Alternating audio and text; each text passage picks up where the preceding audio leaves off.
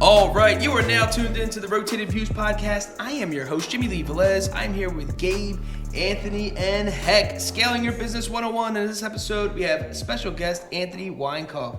We cover topics that range from finding your niche, demographics, dialing in on location/space, logistics, legality, leadership, and much more. We wrap the episode up with quotes from John Maxwell and Jim Rohn. Guys, if you're new, thank you for joining us. Don't forget to download and subscribe. We drop a new episode every Tuesday morning for your listening pleasure. Kicking things off, Anthony, thank you for joining us, man. We appreciate it. Thanks, guys. It's good to be back. Appreciate it. Absolutely. So, all right, so we have here, right before we hit record, we were just talking, I believe you're here around 9 months-ish ago, episode 296 with Embrace Tutoring. So, a lot has happened in the last 9 months. It has, yeah. It's been exciting. It's good, and I noticed there's a handful there of like scaling, leadership. What else you say? Legality, right? Yeah. So feel free to sort of channel the conversation any way you want. Okay. But it's been a blessing. Honestly, we've opened up a second location. We're getting ready to relaunch a third location. We're getting also various inquiries to move forward and scale to a number of other organizations and nonprofits and institutions that we work with. Okay. I'm trying to think. Last time we spoke, I think later that week we became the official test prep provider for Rutgers University. Nice. And I remember you telling me you were thinking about doing your MBA. So it's been a ride. It's been good. And for anyone listening that didn't have a chance to go back, I would definitely suggest you to go back and listen to, what did you say, 296? Yep, 296. Right back. Oh, God. So back in 296. But we own Embrace Student Educational Services. We specialize in academic roadmaps, as well as test prep, diagnostic testing, college counseling, et cetera. So we tend to specialize in creating these roadmaps for students who are applying to either college, graduate school, perhaps they're applying to even to high school, and then we match them with experienced and talented tutors in those particular subject areas. So that's essentially who we are and what we do. But yeah. All right. So for switching up purposes, where last time we talked a lot about Embrace Tutoring, the what you offered, right? The product and service. Yeah. So let's talk a little bit about. We wanted to talk about growth here, right? Yeah. And scaling your business. So what do you want to know? So what I want to know, spit it out. Yeah. Is first basic question: what's the best thing about being an entrepreneur and businessman, and what's probably one of the toughest things about being a businessman/entrepreneur? Oh God. Okay. The best thing is being able to provide value to our audience, specifically a lot of the students as well as the families that we work with, and sort of seeing that transformation of having them gain a lot of reward, right, as they're working with us. That's easily the best thing. And then probably also at the same time working with a really good team of tutors and staff and building that culture where they enjoy it and they get to pursue their craft and they're passionate at the same time. I would say that's easily the best. The hardest is there are a lot of, as the business begins to scale, there's a lot of moving parts, right? It's, there's a lot of balls up in the air, so to speak. So you kind of have to adapt and juggle, and every once in a while you're using your foot like a hacky sack, right? And you're being a little, right? You're improvising a little bit to sort of see where things go. But yeah, I would say there's always, it's like when you kind of get comfortable at when you start to get comfortable with everything, and then it's when now I want to break down another wall. Now I want to figure out how to move things forward. Yeah. Every time that moment of progression comes through where you want to move things forward, it just makes it a little bit more challenging, a little bit more difficult, because we're no longer in that same zone, right? We're no longer in that same level of predictability. It's great when you get there, and don't get me wrong. Like when you get in the zone and you figured everything out, it's nice and easy. It's great. But then as long as we want to continue to innovate and sort of push forward and think ahead, there will be challenges, and those unforeseen challenges are easily the most, right? That's the hardest thing of kind of keeping up with, because you're always on. Like some jobs you can sort of, I don't want to say check out, but And this, you're constantly learning, you're constantly doubt. It is not for the faint of heart if you're not a lifelong learner, right? Because there's going to be things you're going to need to do. Yeah. Even now with all of AI functionality, right? That's a whole new endeavor that's coming out. So, and some people are, okay, well, how does this involve us? And those I feel like that are very good at business or entrepreneurship kind of embrace it of moving forward. Yeah.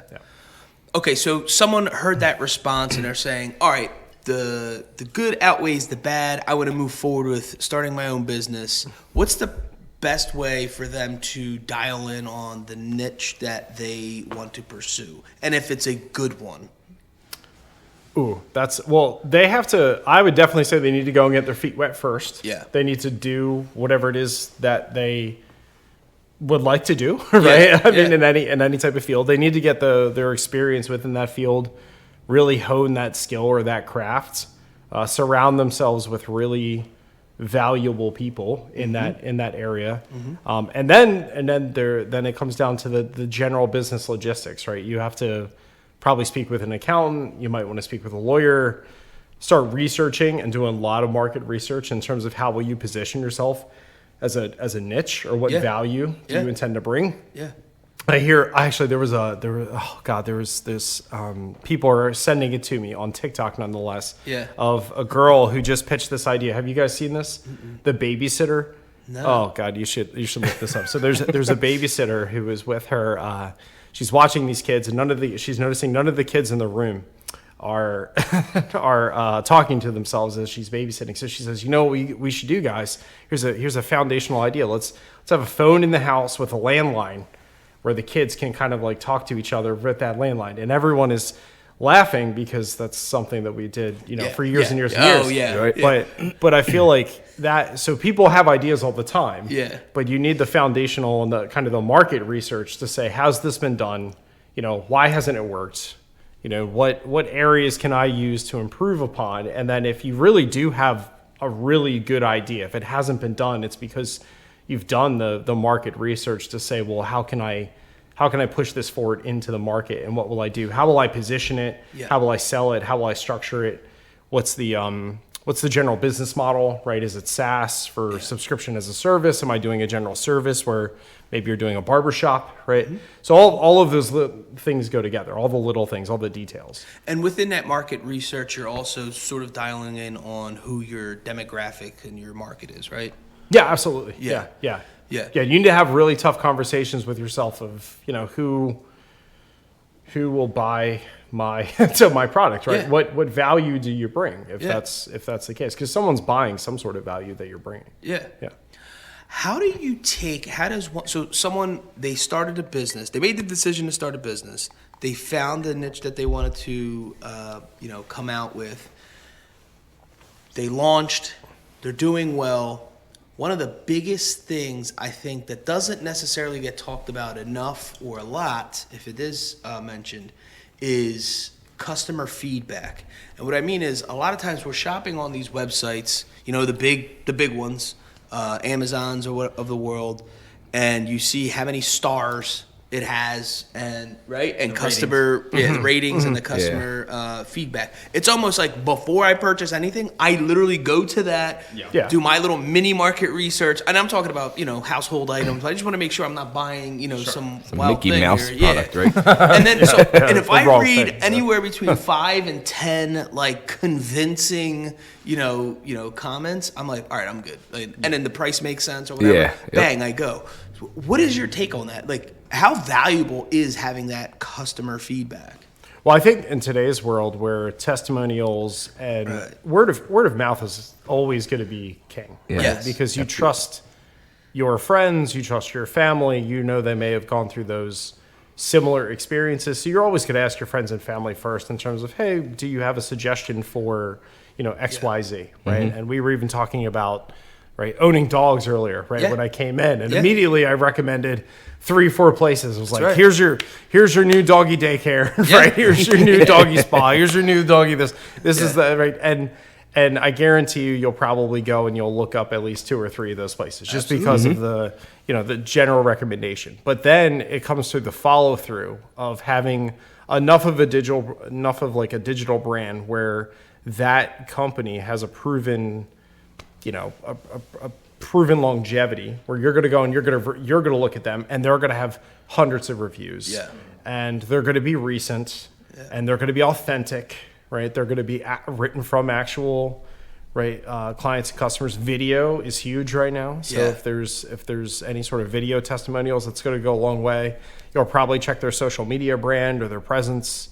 You'll probably look at, you'll probably go there, right? Yeah, and I feel like a lot of people underestimate this too, but the experience is a very big deal because you don't obviously just want to be able to be found from digital marketing or Google or Yelp or right. You insert, search engine here, but the actual experience of when that individual first walks in to either purchase your service or your haircut or your right doggy daycare, it's going to make, if you have someone at the desk, if you have someone greeting you, the follow through also, right? Yeah. Again, it's in the details. One of the things that we do at Embrace is you visit the website. We have hundreds of reviews and testimonials. We have video. We have success stories featured every day of students who have been accepted to their top choice schools. That's awesome. They're incredibly excited. Right? They're smiling, and here they are. Right? They have all the various college scholarships and such. So we focus on the idea of success, right? Yes. We focus on the idea of opportunity, and a lot of companies will position themselves in, well, what do I want you to think of when you think of my company, right? Yeah. What do I want you to think of when you think of my brand? And sometimes it's convenience, sometimes it's flexibility, sometimes it's luxury. Yeah. And we try to encapsulate a lot of that in our brand. Yeah.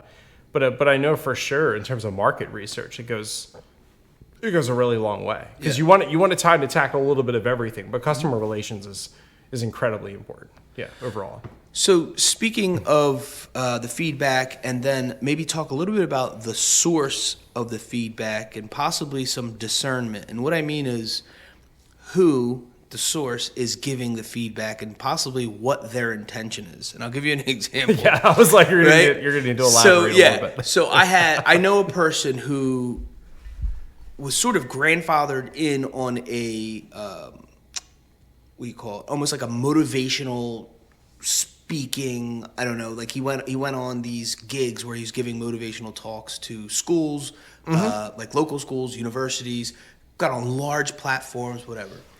He was sort of the sound guy for his father, right? Okay. His father passed on, and he sort of took over the business. He's like, I was born into this. I know exactly what to do. I know exactly what to say. He put his twist on it, and it turned, the customer base of what his father had built more than half away. They gave him all this negative feedback. Oh, you're not your dad. This was terrible. You should stick to what your dad's message was.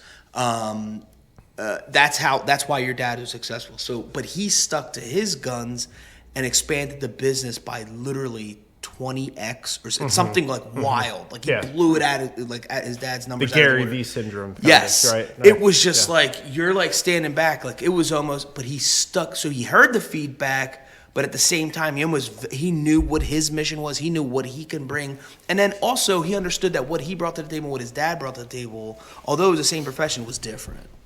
Yeah, no, absolutely. I think there's, and again, I'll try to be a little bit more pragmatic, and certainly for anyone out there that's listening in terms of like, well, how do we scale? What do we do? Right.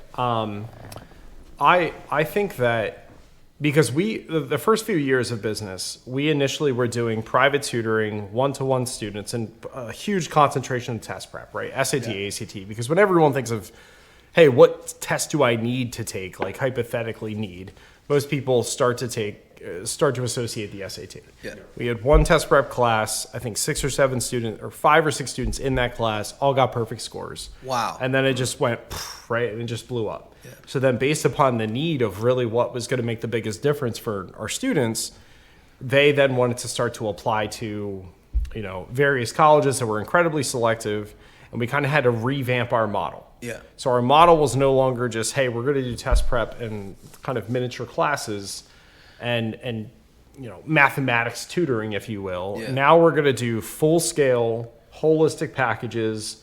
We're going to offer the shebang. We're going to go out and hire hundreds of people that are specialists in this field. We're going to hire the best college counselors we can find, right? Yeah. Actual college admissions staff from around the country at very, very good universities. And we then kind of extrapolated that model so it was more holistic. Okay. But the challenging part to that, and that's kind of what you're elaborating on, is the communication back to our audience.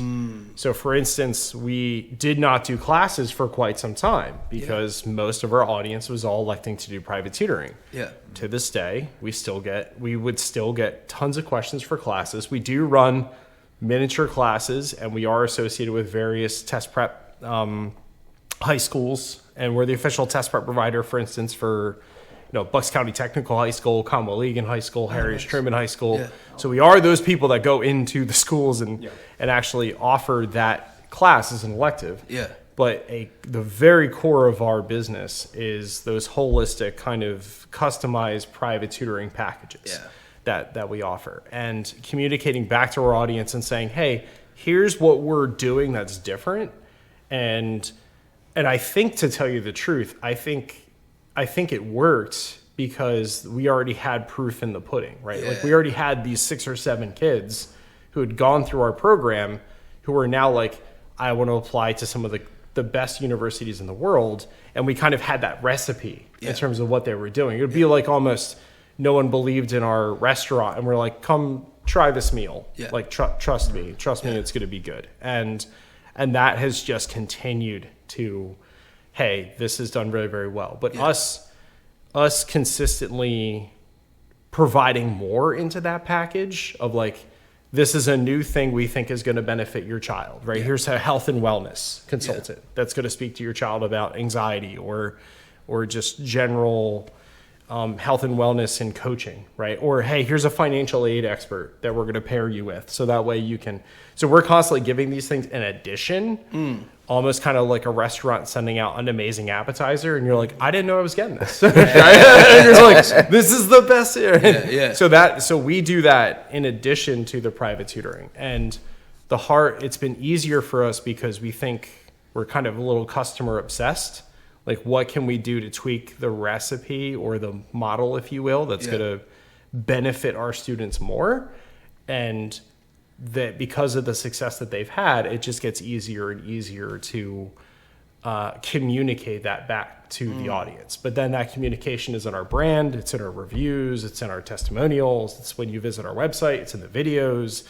So it's very uniform in terms of like who we are and basically what our message is. But I feel like a lot of businesses will not fail, but like have that hardship if things aren't aligned in terms of the message. Right. And I think that's where, or they just don't have the acumen of like, how do I improve my digital marketing? Or I didn't even know I had a Yelp page. It's kind of like, okay, or you should probably like even something as easy as making sure that your Instagram photos have a rhythm, right? Or when you post, or how consistently you post, or having a marketing strategy, or do you use, email marketing blasts? If so, how? Do you use SMS text messaging? Who do you target? Why? Are you sending out the same, type of emails to, client A versus client B? If you're customizing it, how are you customizing it to what, demographic or group? There's a lot of little things to consider, but the more that you communicate and position your business, the better off you're going to be. Yeah, absolutely. And even like there's certain big box stores that have different offerings at different locations depending on the demographics. There's and I know this because there's times where I worked when I worked in the city of Philadelphia, and I would stop at a maybe it was Christmas time at a Macy's or a Sears or a Target, whatever. And what they had in Philly was totally different than our Sears, Macy's, and Target here. It was interesting. It was legitimate different brands and everything. And so they obviously tweaked what worked best for those areas. And we do something along those lines where most of the audience that we deal with is very invested in education. They're fairly affluent. They're the type of people that I can have a personal trainer every time I visit the gym, right? It's those type of people. Exactly. But we also have individuals where maybe they just want a little bit of an edge. They're not looking to invest a ton of money, but maybe their son or daughter just wants a crash course. Yeah. That's where the classes, or that's where the virtual classes will typically come in. Because then we can appeal to a much larger audience where it's more financially responsible, I would say, right? Or a little economic you're never going to beat the attention of one-to-one private tutoring. But Yeah. if you're looking for any sort of, hey, I just want to get in a better idea of what to expect, or I want to ease my son or daughter's concerns and maybe help build their confidence a little bit, can I do a quick crash course online? You know, and there it's actually really interesting because sometimes our students will log in and then they'll see from Chicago, they're from California, they're from Texas, and the students are like, oh, this is much bigger than I thought. And then they'll see their friends, they're both from New Jersey, and they're like, hey, and they didn't even know they were both taking the class at the same time, and That's awesome. they go to the same high school, and it's like, hey, I didn't, you know. But so we use the virtual dynamic to kind of appeal to that type of audience. But Gotcha. you know, the more that we have on our plate, the more that we can service people that, you know, we're just going to bring value to. So earlier when we started our conversation, you mentioned that you're relaunching a third location. So talk a little bit about that, the word relaunch. What does that mean, or where you are with that, or maybe I misheard you say that. No. So that's a good. So we're still doing. So there's a lot of market research that goes into where we choose places, and Gotcha. I don't know how much I can tell you, but I like you guys, so here we go. Right? So Let's go. Basically, our model. Okay, here we go. I'll give you the bread and butter. Yeah. Our models is very invested in terms of families that are invested in education. Gotcha. And a lot of times that generally follows independent schools, right? A lot of our private school sector, a lot of our private school audience, or areas where the high schools are incredibly academically rigorous, right? Yeah. Like that, generally speaking. So where we actually have a location would be like the mainline PA. Okay. It would be like Chatham, Summit, New Jersey, which is about 20 minutes west of New York. It would be New York City, or it would even be like Bethesda, McLean, Virginia, et cetera. So those types of areas, right? And we know that in most of our customer audience, the mother's doing majority of that decision making, right, within the home. So we've intentionally, you know, positioned ourselves where, because we know that most the father and the mother are both making decisions. Don't get me wrong, right? But initially, mom is calling, right, for the first initial consultations. Mom 9 out of 10 times. And when they contact us or they call, we realize that, you know, a lot of the mothers that we typically work with, they tend to focus on certain areas in terms of like where they like to shop, various places, etc. So we actually target those places as well. We try to align ourselves in that demographic for where they are going to be located. Got it. So we are relaunching our Bryn Mawr facility as well as Villanova. We're still considering when, right? But we had it initially before COVID. Okay. Then COVID hit, and there was such a rise for virtual tutoring. We didn't necessarily, and we literally moved in, I think, just a few weeks, or actually a few months. Then COVID hit. So we relaunched. It was great. We're like, this is this is exciting. Then COVID hit, and then there was a delay in terms of actually needing in-person private tutoring because of the pass-fail system and other things that came about. So we actually have a very good relationship with those the property managers in that area. So we are considering relaunching in that area as well because of the relationships that we've built with those people. And we know exactly the square footage we need. We know the flow of our facility. We know how it's going to be utilized. We have the tutors or the workforce in that area. That's what I was going to ask. Okay, yeah. So we've done the market research, we've done the marketing, we've done the branding, we've done the hiring, we've done the legality, we've done insurance protocols, which don't sleep on that for anyone watching at home, right? We've also investigated the tax situation, where if we do more here versus New Jersey, how will that impact the flow? So there's a lot of little things to consider, but yes, we've started to cross a lot of those boxes off.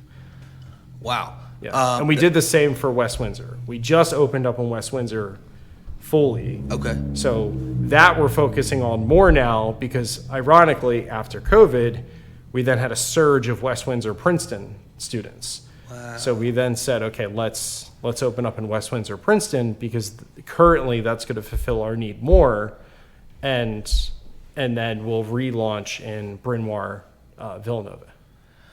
So when you're doing your market research, you had mentioned AI earlier in our conversation. How do you bring all these like oncoming, even if they're not directly affecting you today, how do you almost bring in the future to your decision making? Does that make sense? You mean kind of like, can I foresee where the market is going to go? Yes. Well, the biggest thing for us is it's a little bit easier because we're positioning ourselves purposely around schools. Yeah.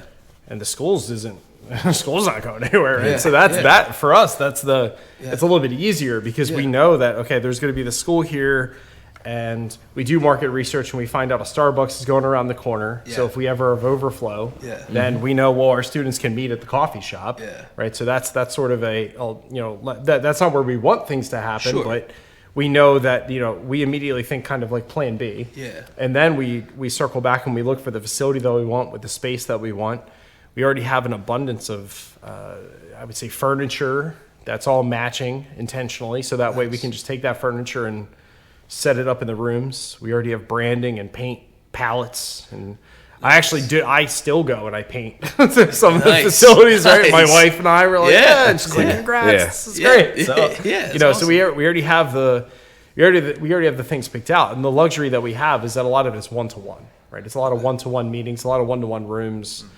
And then for anyone listening home, a real bread and butter is figuring out how to get the most out of the space as much as possible. Like right now, for instance, the space is not being utilized, right? In this. And so what I thought of was, let's align ourselves with other individuals who can provide services that are affiliated with ours, but are not our service. So for instance, let's say child therapists, financial planners, individuals who we also work with, right? So they can refer to us and we can refer to them, and that we will bring them on as a potential subletter. And then together we will co-host networking events.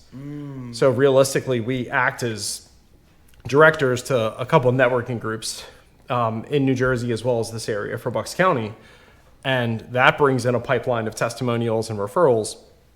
But then also at the same time, it incredibly lowers our cost of space, and we're using the space as much as possible. Like this would be the perfect place to do like a little speakeasy after dark. Absolutely. You know what I mean? Like, because it's even got the smell for the sand and fog. Right? So basically what I figured out was, well, how do we get the most out of the space, align ourselves with other business professionals, and reduce our expenses so that way we can sort of go into any area, any space with the right people, and it's minimal, right? We don't really pay that much in terms of our facility usage because of the people that we have come in and also help kind of sublet that cost. Yeah. Talk a little bit about, I love that you said you guys have, furniture on deck. You have the color palettes already picked out. It just reminds me of having a system in place, right? You know what works. What works for you all, right? It was a headache to get there, I'll admit that, but yes. And I'm sure there's like tweaking here, that, until you fully have it dialed into what you have today. And even probably in a year from now, you'll add and change something else, right? Yeah. What's the importance, though, of having a system? I love hearing that there's a system to even the paint, because it's like, out of experience, what works for your product and service, right? Like this works, guys. No need to totally pick a new color palette for the very next facility. This works, and then later on in the road, if we think we want to change it up, fantastic. But I love having the system in place, right? Because it's going to almost predict your success. Because you already know what works. So talk about the importance of being a system. The first system that we ever created was what we called our best practices model, which is, I don't take full credit for this, but when I was tutoring before doing Embrace, I ended up having almost 40 to 50 students that I was working with, 40 to 50 families I was working with on top of my full-time teaching job. Wow. And I started to think to myself, I was like, I am not the greatest chemistry person or biology person that has ever lived, or mathematics person. Why does everybody want to work with me in terms of tutoring? And I realized it was a lot about customer relations. It was a lot about communicating to the parents, setting a quick progress report after the session, which took me like 3-4 minutes. But if I did that, I was probably like 3 to 4. I did data one day. I think it was like 5 times more likely to get a referral from that family. So my whole idea was, how do I get to a point where I can get a referral from that family? Because then they would start doing it. Like I personally started doing like neighborhoods, where I would tutor every kid on the cul-de-sac. Yeah. So then I thought to myself, well, how can I take this idea or this model and then kind of extrapolate it to Embrace? Yeah. And my business partners came in who have been fantastic. And Andy is the systems guy. He's like a systems genius. I love that. A little bit too much so. Yeah, of course. So I'm like, Andy, just call this person. He's like, well, I already have it all set up, so that way it's, like Andy is just trying to make it so automatic. Right. That like, he's like, no, they have everything they need. I was like, but people may not be able to figure it out as much as we take it for granted. So we have a system. Personal touch. Yeah, right, a personal touch. So, but Suzanne is the opposite. Suzanne is let's follow up, all personal touch. Yes. Let's make sure that they feel comfortable in their overall experience. And I'm a little bit of a bridge, right, in between. So we work well together as the three of us because I'm basically communicating what Andy does or builds, right? So kind of like to my other business partner and learning it, and we're all tweaking and adapting. But our one system for, let's say, for best practices is every family that comes to us, there's a system for the tutors to check in with the families in advance, to get the homework in advance, to send a templated email that we've created that says something like, hey, great working with you today. Here's what we covered. Here are major considerations. By the way, I looked up a few sample videos that I think would benefit you, blah, blah, blah, right? So check. And I noticed that you talked about applying to Auburn University today. I just wanted to put you in touch with our director of college counseling, who may have additional steps or additional things for you, right? So we do a lot of like little things like that. Yeah. And then from a tutoring kind of company perspective, and then we also have systems in place where one of them, we talked about facility usage. Our tutors can book rooms when they go to the facility in advance. So people aren't on top of each other. Right? It's one tutor, one room. We have a booking system that we've set up where tutors will know in advance who's going to be in the room. And we know in advance who's going to be there that day. Right? So if I need to meet with a tutor or stack the sessions, we'll do that. Or if we need to block off certain rooms. We also have systems where the entire database is logged, so parents can log in and see how many hours have actually happened. So if you've been working with us, let's say for like 3 or 4 years, you'll have the ability. This is actually pretty phenomenal too, because we're the only ones that do this, right? If you're working with us, you can log in to your family account, which you can theoretically have like multiple children on that family account. And the haircut. Yeah. Here he goes. Yeah. Right? Yeah. So you can have multiple people in this family account, and then you can log into that student. You can see all that student's session notes when working with that tutor. So you'll see all of the hours that were logged, and more importantly, if you're a family and you want to know, hey, how was my daughter performing in math last year? Right? She's got, maybe I'm gonna look at my tutor notes. So the families have it there as like a record database. And the tutors have it there for practice tests, diagnostics, performance, etc. And it does it just to help streamline communication. So you're never, it's like how school actually runs. Right? Because if you're a teacher and if you're teaching chemistry and you want to know how maybe, Johnny was doing in algebra. Normally, you would go talk to Johnny's algebra teacher, right? But our tutors are not, right? Tutors act independently. So this is a system that we put in place so that way the tutors can kind of communicate with each other and leave progress notes. And the parents love it, because then the parents get alerted in terms of if there's any issues or how many hours they've used. And that system is pretty, I mean, from a back end standpoint, that system is pretty vital. Yeah. I love that. So, Talk a little bit about when Goose has his his barbers and his business guys here. We're always talking about other barbers or his employees representing him in his business. Right? Yeah. So talk a little bit about how you select the team members that work for you, the tutors, and then how they get the information they need to, I guess, represent Embrace Tutoring. That's a really good. I would say anyone doing a business in general, hiring quality driven talented and like honest people is the hardest thing to do, because it's really hard to find the three, right? Where they're honest, they're driven, they're loyal. When you train them, right, you feel as though they're going to also commit themselves to you as much as you're committing to them. That is a difficult thing. For us, we've been very fortunate where I feel like being open and honest with the tutors initially and being forthright, it's saying, here's how we plan to market you, here's how we plan to position you, here are some subjects we think that would be very advantageous for you, right? We see you tutoring these types of students. Do you have experience in this, this subject area? And many of them, to be fair, like a lot of times tutors they'll be teaching 8th grade their entire life, right? And then we'll say, well, your experience in mathematics and your experience in reading, and we see that you also work with students with learning in combinations. Do you have experience doing, this test or this test? And they'll say, I've never heard of that test. And let's say, step into my office, right? Let's teach you this test. Let's show you the ropes. Let's go through the best practices model. We'll give you all the tools that you need to basically kick ass, because that's what my job is. And then once they feel as though they're in a comfortable position, then they say, this makes perfect sense. And then we'll take care of all the other details. We'll take care of the onboarding, the finances, the consultations, the marketing, and then they'll be like, wow, this is, and when they do well, we'll honor them with raises or incremental pay increases and things of that nature. So training is a big part of what we do, but culture is also a big part. We have a big, are they the right fit for Embrace? Are they the right type of tutor? Because there's a lot of people out there that know physics. They may not be for us though, right?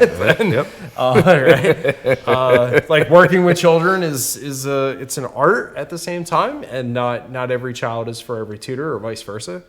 So I would say that outside of the craft, doing various things to make sure that teaching the tutors various techniques where the children feel comfortable and engaged, and that they are, that they're progressing, right? They feel like they're engaged and that they're excelling in the information. That is our biggest, that's our biggest takeaway. That's what we want to continuously motivate the tutors to do and improve upon. Yeah, I mean, it sounds like a pretty interesting thing to juggle, right? Like you have the person who has. We've all seen it where they have their resume looks stacked, right? And it's just like, wow, they have all the background and everything that we need. This is fantastic.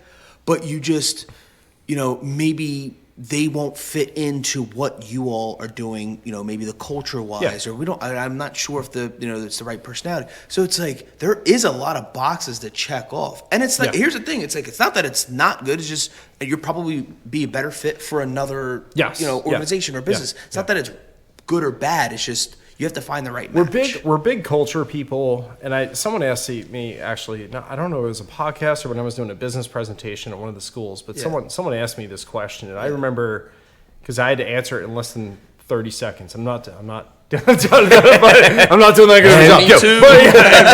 but I remember telling them, I was like, because I watch a lot of basketball. And I listen to basketball podcasts, and I'm kind of a little obsessed with it because I like good leadership and I like good coaches.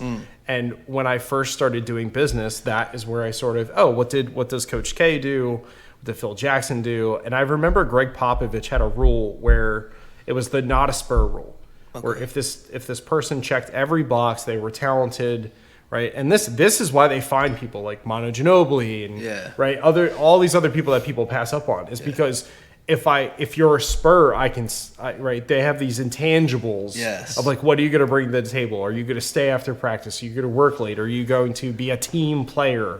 Right? Are you going to be the sixth man of the year? That's what we need, right? We need sixth man of the year mentality, and people who would thrive basically anywhere, but love what we do and love the children that we work with.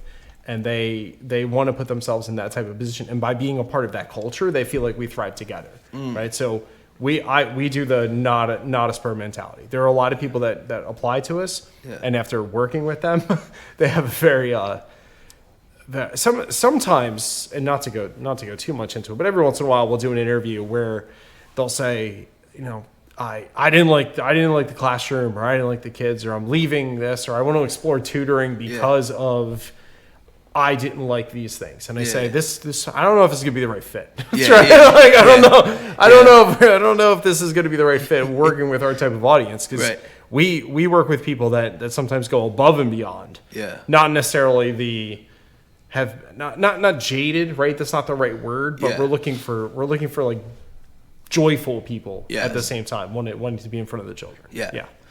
That's awesome. So you mentioned leadership. So I want to talk about our last topic here, which is leadership. What is the importance of good leadership, right? So there's, we see it all the time, whether it's a small unit, a family, or a small business with, 1 or 2 employees, or even the larger ones.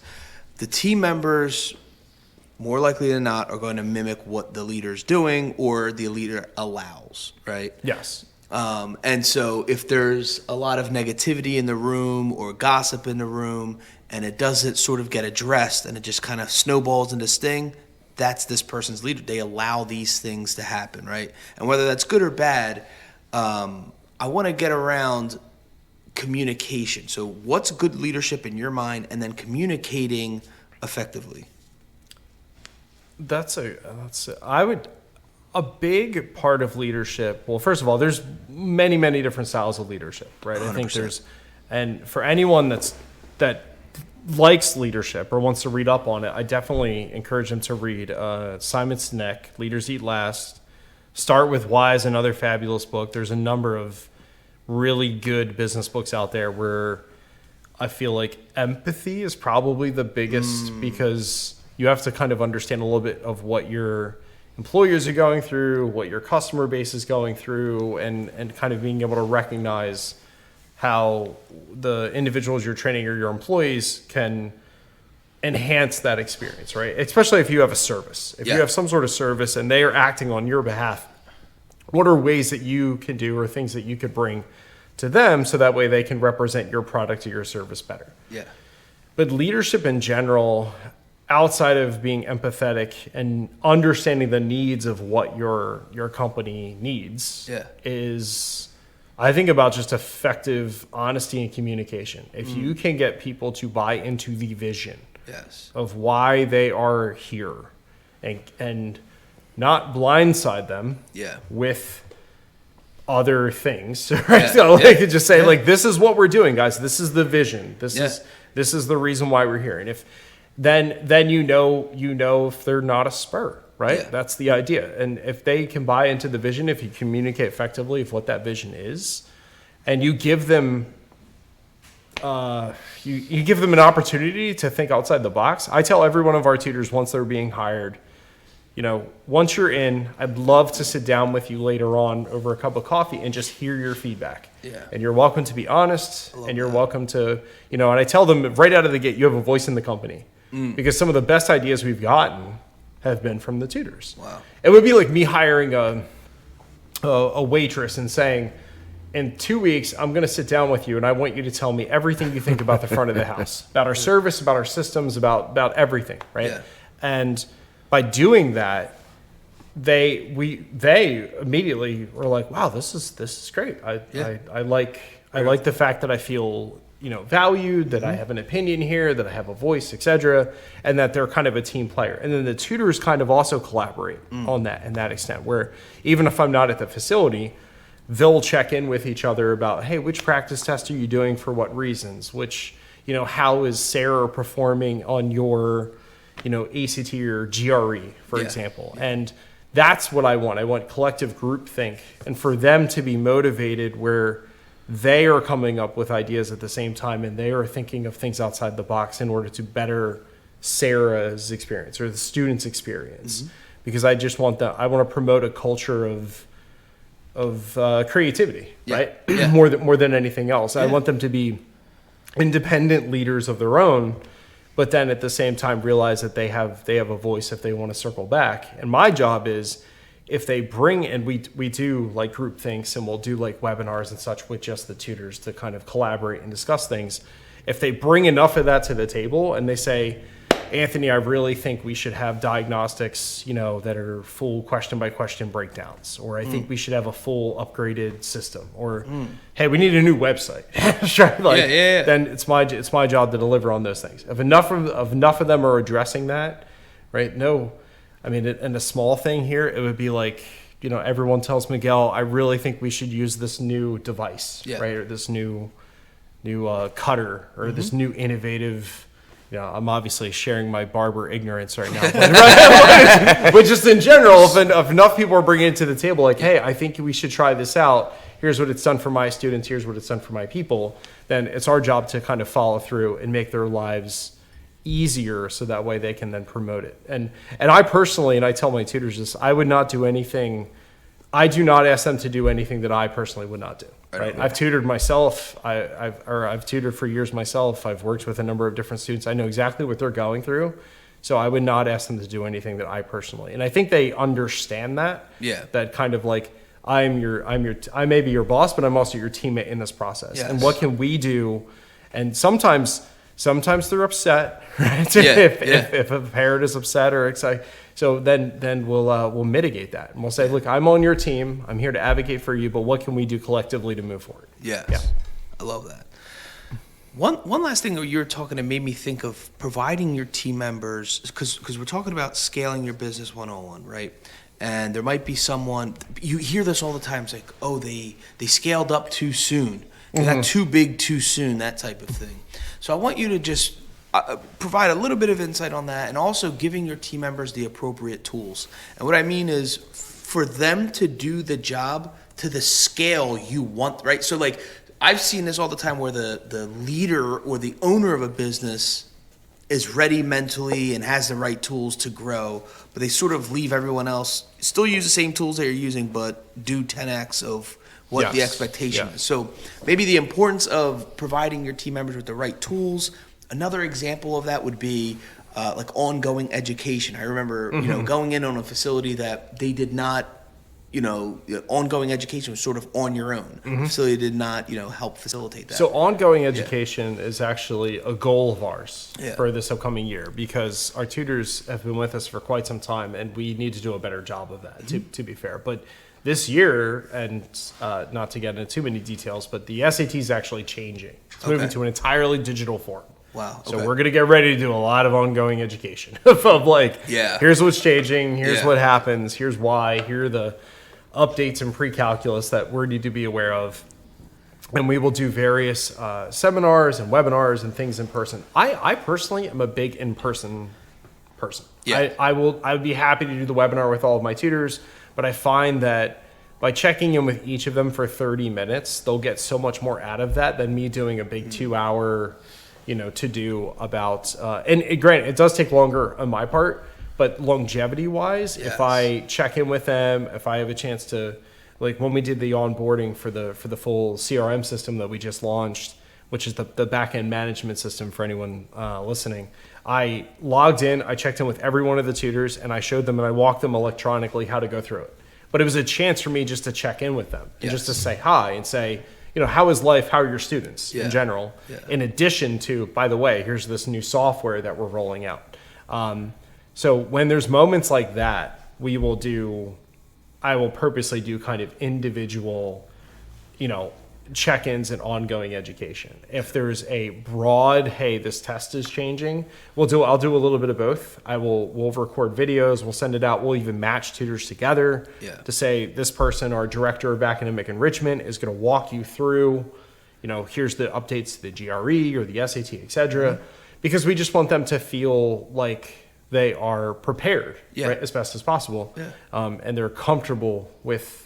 But training is huge. That's I feel like things fall short and things start to slip through the cracks when the owner, so to speak, and it usually happens a lot with franchises, to be fair. And a lot of times it happens with franchises because things get so big and you don't have the ability to pivot or make moves as an owner where you're so hands-on. But in general, it's a lot of it is just consistent training, consistent check-ins, consistent touch points.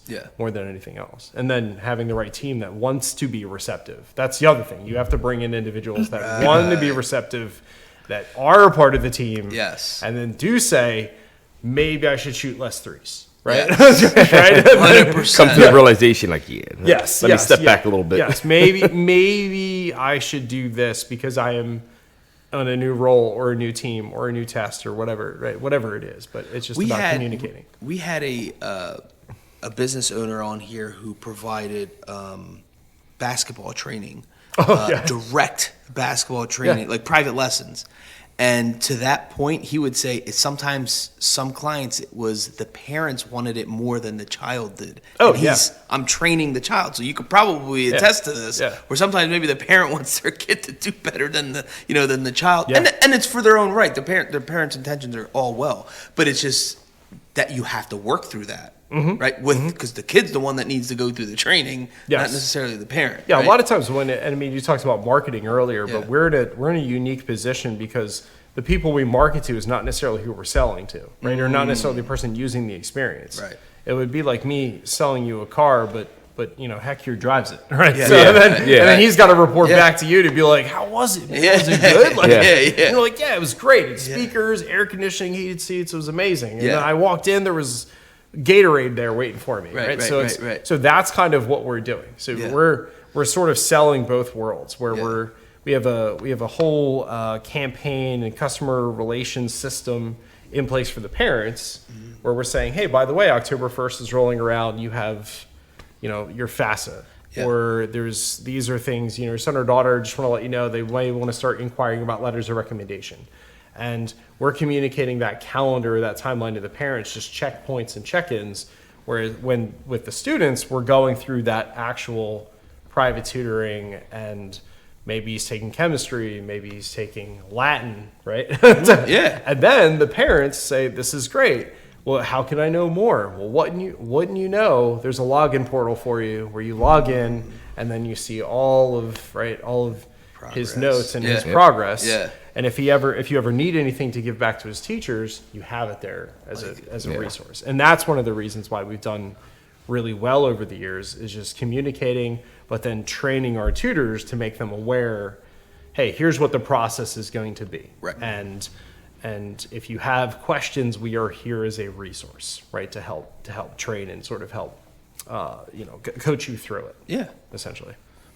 So 2 things. One, is there any topic or subject that we didn't talk about that you wanted to hit upon really quick? And 2, if not, what's the best way folks can get in contact with you, connect with you, and Embrace Tutoring? Well, I mean, we've covered a lot, and I feel like for the Embrace Tutoring aspects, people are more than welcome to find me on LinkedIn. I think that would probably be best. So they're obviously welcome to visit the website, which is www.embracetutoring.com. If they want to get in touch with me personally, I would do Anthony Weinkopff on LinkedIn. You're welcome to send me a message. Happy to grab coffee and go into far more detail than the 50 some odd minutes allow. And then for topics, I'm trying to think of, I've tried to make it a note this past year to do a lot of personal growth and giving back. Love that. And so I got on this kick where I was reading a business book a day. Or not a day. Well, actually, there were some that I was doing a day, which is a little bit too much because life needed to go on. But probably like a week. So I would say, probably favorite business books because that's just what's going through my mind right now. Absolutely. Like the top, however many that I've read. So I think I stopped doing it this past month, but there was a good. I think I did 15 books in a matter of like 12 weeks. Wow. Yeah, probably even more. I have them on my phone. Yeah, it was a lot, but yeah. So if anyone needs a business book recommendation, depending, here you go. I'm your guy. I love it. I love it. All right. So we like to wrap things up, and the first one is by Jim Rohn. The major key to your better future is you.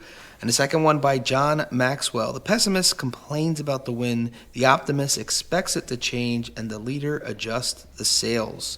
Scaling Your Business 101. In this episode, we have special guest Anthony Weinkopff. We cover topics that range from finding your niche, demographics, dial in on location, logistics, leadership, and much more. We wrap the episode up with quotes from John Maxwell and Jim Rohn. Awesome. Guys, thanks again for joining us. The Rotated Views podcast was produced for self-development purposes. Huge shout out to our sponsors. This episode is brought to you by the Blessed Lifestyle brand. That is BL3SSED.com. Also sponsored by The Motivation Files Unleashed. This motivational mixtape will be your fuel for success. Available on all platforms. Guys, don't forget to visit the website, JimmyleeVelez.com. Follow us on Facebook and Instagram at Rotated Views. If you have any inquiries or questions, email us at info@JimmyleeVelez.com. On behalf of myself and the rest of the crew, we wish you massive success. Stay blessed.